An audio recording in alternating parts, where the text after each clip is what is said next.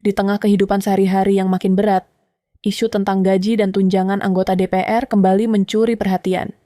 Total penghasilan mereka bisa mencapai puluhan juta rupiah per bulan, jauh melampaui upah minimum yang diterima sebagian besar pekerja Indonesia. Tidak hanya soal angka, sejumlah pernyataan anggota DPR yang viral di media sosial juga memicu perdebatan panas. Mulai dari komentar yang dianggap merendahkan rakyat, hingga pembahasan rancangan undang-undang di hotel mewah yang menimbulkan kesan jauh dari realitas masyarakat. Fenomena ini menimbulkan satu pertanyaan penting. Seberapa besar sebenarnya jarak antara wakil rakyat dan rakyat yang diwakilinya? Apakah gaji dan tunjangan besar bisa dibenarkan dengan beban tugas yang mereka emban? Atau justru memperlebar jurang ketidakpercayaan publik?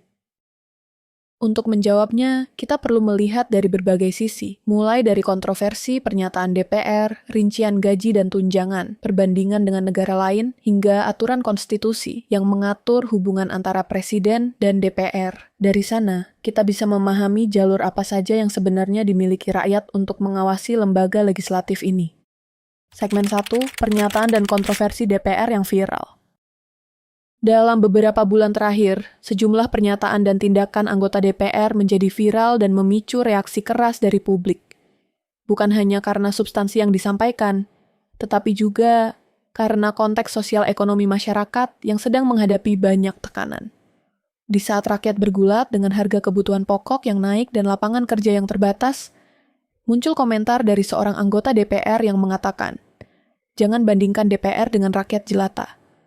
Pernyataan ini langsung menuai kritik tajam di media sosial, karena dianggap mempertegas jarak antara elit politik dan masyarakat biasa. Kontroversi lain muncul ketika DPR bersama pemerintah menggelar pembahasan revisi Undang-Undang TNI di sebuah hotel mewah bintang 5. Banyak pihak menilai langkah ini sebagai bentuk pemborosan anggaran negara, sekaligus simbol bahwa wakil rakyat tidak peka terhadap kondisi rakyat. Bagi sebagian kalangan, lokasi pembahasan undang-undang di hotel mewah menambah kesan bahwa DPR lebih sibuk menjaga kenyamanan sendiri ketimbang membuka ruang partisipasi publik yang luas. Pernyataan anggota DPR termuda, Anissa Mahesa, juga sempat menuai kritik. Dalam menanggapi aksi mahasiswa yang menolak RUU TNI, ia menyatakan, "Kenapa mesti demo? Kenapa nggak diskusi saja?" Ucapan itu mungkin dimaksudkan sederhana, tetapi bagi banyak orang terasa meremehkan tradisi demokrasi, di mana demonstrasi adalah salah satu cara rakyat menyalurkan aspirasi. Jika dilihat dari sisi komunikasi politik, rangkaian pernyataan dan tindakan tersebut menunjukkan bagaimana sebuah kalimat atau simbol bisa membentuk persepsi publik secara cepat. Di era media sosial, kesalahan berbicara sekecil apapun bisa viral dan memicu sentimen negatif yang meluas. Disinilah tantangan DPR sebagai lembaga perwakilan. Bukan hanya bekerja menyusun undang-undang, tetapi juga menjaga kepercayaan publik lewat sikap dan komunikasi yang peka terhadap realitas rakyat. Segmen 2, Gaji dan Tunjangan DPR RI, Fakta Lengkap. Salah satu isu yang paling sering menyulut kritik publik terhadap DPR adalah soal gaji dan tunjangan. Jika dilihat sekilas, gaji pokok anggota DPR sebenarnya tidak terlalu besar, hanya sekitar 4 hingga 5 juta rupiah per bulan, tergantung jabatannya. Angka ini bahkan masih lebih kecil dibandingkan banyak posisi manajerial di perusahaan swasta. Namun, yang membuat total pendapatan DPR menjadi fantastis adalah deretan tunjangan yang menyertainya. Setiap anggota DPR menerima berbagai tunjangan, mulai dari tunjangan keluarga, tunjangan beras, tunjangan sidang, tunjangan jabatan, hingga tunjangan komunikasi dan pengawasan. Jika dijumlahkan, nilai tunjangan tersebut bisa mencapai sekitar 54 juta rupiah per bulan. Di luar itu, masih ada fasilitas rumah dinas, atau jika tidak ditempati, diganti dengan tunjangan perumahan yang nilainya mencapai 50 juta rupiah per bulan. Ketika semua komponen digabung, estimasi total take-home pay anggota DPR bisa berkisar antara 70 hingga 100 juta rupiah per bulan. Bila angka ini dibandingkan dengan upah minimum provinsi, terutama DKI Jakarta yang pada tahun 2025 sekitar 5,4 juta rupiah, maka gaji anggota DPR setara dengan 13 hingga 19 kali lipat UMP. Perbandingan ini seringkali memicu rasa ketidakadilan di masyarakat. karena jurang pendapatan antara wakil rakyat dan rakyat yang diwakilinya begitu lebar. Tentu, ada argumen yang membenarkan angka besar ini. Tugas anggota DPR memang tidak ringan. Mereka menyusun undang-undang, mengawasi jalannya pemerintahan, dan membawa aspirasi jutaan orang. Untuk itu, tunjangan besar dianggap sebagai kompensasi yang wajar, agar mereka bisa bekerja penuh waktu tanpa godaan korupsi. Namun, dari perspektif publik, jumlah yang begitu tinggi di tengah kondisi ekonomi sulit tetap menimbulkan pertanyaan, apakah beban kerja dan hasil kinerja DPR benar-benar sebanding dengan penghasilan yang mereka terima? Pertanyaan inilah yang menjadikan isu gaji DPR bukan sekadar soal angka, melainkan juga soal persepsi keadilan, empati, dan kepercayaan rakyat terhadap lembaga perwakilan. Segmen 3, perbandingan internasional, gaji parlemen dunia versus rakyatnya. Untuk memahami apakah gaji anggota DPR di Indonesia wajar atau tidak, kita perlu menengok bagaimana sistem penggajian anggota parlemen di negara lain. Dengan begitu, kita bisa melihat konteks yang lebih luas. Apakah angka 70 hingga 100 juta per bulan sejalan dengan standar internasional? Atau justru terlalu jauh melampaui? Mari mulai dari Uni Eropa. Anggota Parlemen Eropa, MEP, menerima gaji dasar sekitar 8.000 euro per bulan, ditambah tunjangan operasional sekitar 5.000 euro. Jika ditotal, mereka membawa pulang lebih dari 13.000 euro, atau setara 275 juta rupiah. Angka ini memang terlihat besar, tapi jika dibandingkan dengan rata-rata upah pekerja di Eropa yang mencapai hampir 3.000 euro per bulan, maka gaji MEP hanya sekitar 4 kali lipat upah pekerja. Situasi di Inggris juga menarik. Seorang anggota parlemen menerima gaji pokok sekitar 7.000 pound sterling per bulan, atau setara 100-153 juta rupiah, dengan tambahan tunjangan untuk staf dan biaya kantor. Jika dibandingkan dengan rata-rata pekerja Inggris yang memperoleh sekitar 2.000 hingga 3.000 pound sterling per bulan, maka gaji anggota parlemen di sana kira-kira 2 hingga 3 kali lipat pekerja biasa. Di Sri Lanka, anggota parlemen mendapat gaji dasar yang relatif kecil, tetapi dengan berbagai tunjangan, totalnya bisa mencapai lebih dari 5 kali lipat rata-rata penghasilan pekerja. Sebaliknya, Ethiopia justru ekstrem ke arah lain. Gaji anggota parlemen di sana bahkan hanya sekitar 2/3 dari rata-rata gaji pekerja biasa, sehingga kesenjangan hampir tidak ada. Jika perbandingan ini kita tarik ke Indonesia, terlihat bahwa anggota DPR menerima pendapatan 13 hingga 19 kali lipat upah minimum. Rasio ini jauh lebih tinggi dibandingkan dengan Inggris atau Uni Eropa, bahkan melebihi Sri Lanka. Dari sisi nominal, mungkin tidak sebesar parlemen Eropa, tetapi jika diukur terhadap kemampuan ekonomi masyarakat, gapnya menjadi salah satu yang paling besar di dunia. Inilah yang membuat kritik publik semakin keras. Masalahnya bukan hanya seberapa besar gaji DPR, tapi seberapa jauh perbedaan itu dengan realitas ekonomi rakyat yang mereka wakili. Segmen 4, posisi konstitusi. Mengapa Presiden tidak bisa membubarkan DPR?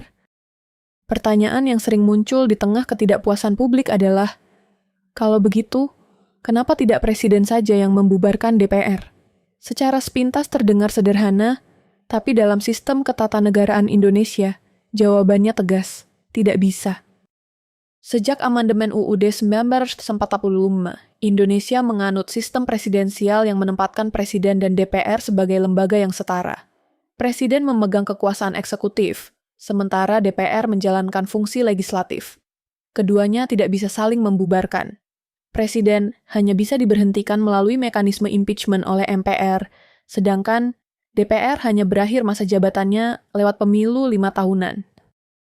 Berbeda dengan negara parlementer seperti Inggris atau Jepang, di mana Perdana Menteri bisa meminta pembubaran parlemen untuk menggelar pemilu baru, Indonesia sengaja mengunci opsi itu.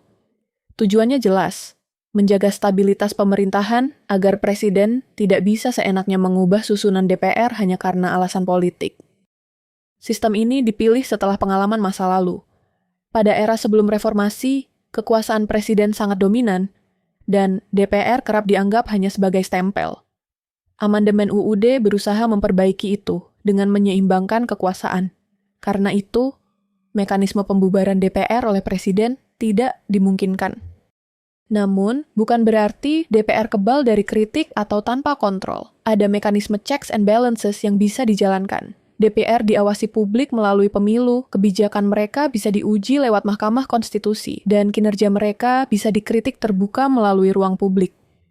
Artinya, ketidakpuasan terhadap DPR tetap bisa disalurkan, tetapi bukan melalui jalur presiden membubarkan, melainkan lewat mekanisme demokrasi yang sudah diatur konstitusi. Dan dengan kata lain, meski banyak orang mungkin kecewa dengan DPR, jalur konstitusional, kita memang tidak membuka pintu bagi presiden untuk mengambil langkah sepihak. Stabilitas sistem dianggap lebih penting ketimbang fleksibilitas politik. Segmen 5. Jalur rakyat mengawasi DPR. Jika presiden tidak memiliki kewenangan untuk membubarkan DPR, maka muncul pertanyaan penting. Apa yang bisa dilakukan rakyat ketika kecewa terhadap wakilnya? Jawabannya adalah lewat jalur konstitusional yang memang disediakan dalam sistem demokrasi Indonesia. Jalur pertama adalah pemilu. Inilah momen di mana rakyat bisa menilai kinerja anggota DPR selama 5 tahun. Jika dinilai tidak layak, rakyat memiliki kekuatan penuh untuk tidak memilih mereka kembali. Mekanisme ini adalah bentuk paling langsung dari akuntabilitas demokratis. Selain itu, rakyat juga bisa memanfaatkan Mahkamah Konstitusi untuk menguji undang-undang yang dianggap bermasalah. Banyak contoh ketika kelompok masyarakat sipil atau serikat pekerja mengajukan judicial review terhadap UU yang disahkan DPR, dan sebagian diantaranya dikabulkan MK. Artinya, meskipun DPR memiliki kewenangan membuat UU, rakyat tetap punya saluran untuk mengoreksi hasil kerja mereka. Jalur berikutnya adalah aksi publik, demonstrasi, opini di media, maupun tekanan melalui media sosial. Aksi mahasiswa menolak UU Cipta Kerja atau kritik publik terhadap RUU TNI menunjukkan bahwa suara kolektif bisa memberi tekanan signifikan. Bahkan, ketika DPR tetap mengesahkan UU, opini publik yang kuat dapat memengaruhi sikap pemerintah maupun membuka ruang revisi di kemudian hari. Tidak kalah penting adalah peran partai politik. Karena anggota DPR berangkat dari partai, maka mendorong partai menjadi lebih representatif juga bagian dari kontrol rakyat. Tekanan terhadap partai bisa dilakukan dengan tidak memilihnya di pemilu, atau dengan aktif membangun diskusi politik di ruang publik, sehingga partai mau lebih mendengarkan suara rakyat. Semua jalur ini mungkin tidak instan, tapi justru menjadi esensi dari demokrasi. Perubahan datang melalui proses partisipasi, bukan keputusan sepihak. Dengan cara ini, rakyat tetap punya peran aktif dalam mengawasi DPR, meski presiden tidak bisa membubarkan lembaga legislatif tersebut. Terakhir, penutup. Pada akhirnya, pertanyaan tentang apakah presiden bisa membubarkan DPR membawa kita pada pemahaman yang lebih dalam tentang sistem demokrasi di Indonesia. Jawabannya jelas, tidak bisa. Namun, itu bukan berarti rakyat tidak punya kekuatan. Melalui pemilu, judicial review, opini publik, dan tekanan politik, suara rakyat tetap menjadi penentu arah bangsa. Demokrasi memang tidak menawarkan jalan pintas, tetapi melalui proses yang kadang panjang dan melelahkan. Justru disitulah maknanya, kekuasaan tetap kembali ke tangan rakyat, bukan pada satu orang atau satu lembaga saja.